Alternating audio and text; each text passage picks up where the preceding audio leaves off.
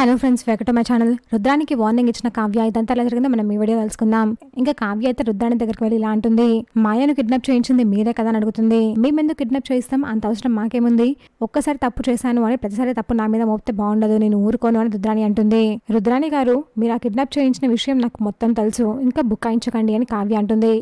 అవును, నేనే చేయించాను, అయితే ఇప్పుడు ఏం చేస్తావు, ఇంట్లో వాళ్ళ దగ్గరికి వెళ్ళి నిజం చెప్పేస్తావా, నన్ను ఇంట్లో నుంచి వెళ్ళగొడతావా చెప్పు అని రుద్రాని అంటుంది. దీంతో పక్కనున్న రాహుల్, మమ్మీ నువ్వు ఐడియాలు ఇస్తున్నావు ఎందుకు, కావ్య అంత పని చేసినా చేస్తుంది అని రాహుల్ అంటాడు. అది చెప్పినంత మాత్రాన ఎవరు నమ్మర్రా, సాక్ష్యం లేదు అని రుద్రాని అంటుంది. నేను సాక్ష్యాలతో సహా అందరిని నమ్మించగలను రుద్రాని గారు అని కావ్య ఫోన్ చూపిస్తుంది. ఏంటి ఫోన్ చూపిస్తే బెదిరిపోవాలని రుద్రాని అంటుంది.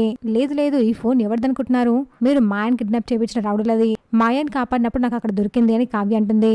ఇందులో మీ ఫోన్ నెంబర్ ఉంది అని కావ్య అంటుంది. అయితే ఏంటి ఫోన్ నెంబర్ అంటే నీ కిడ్నాప్ చేయించినట్టు అని రుద్రాని అంటుంది.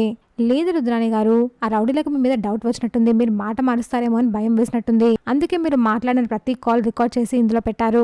ఈ కాల్ రికార్డింగ్ అందరికి వినిపిస్తే చాలు, మీరేంటో అందరికి తెలిసిపోతుంది, ఇంట్లో నుంచి వెళ్ళగొట్టడానికి అదొకటి చాలు అని కావ్య అంటుంది. దీనికి రుద్రాని తలంచుకుంటుంది. కానీ మిమ్మల్ని శిక్షిస్తే ఆ శిక్ష మా అక్క కూడా అనుభవించాలి, ఆ ఒక్క కారణం వల్ల మిమ్మల్ని వదిలేస్తున్నాను, మళ్ళీ ఇంకెప్పుడు ఇలా చేయకండి అని కావ్య వార్నింగ్ ఇస్తుంది.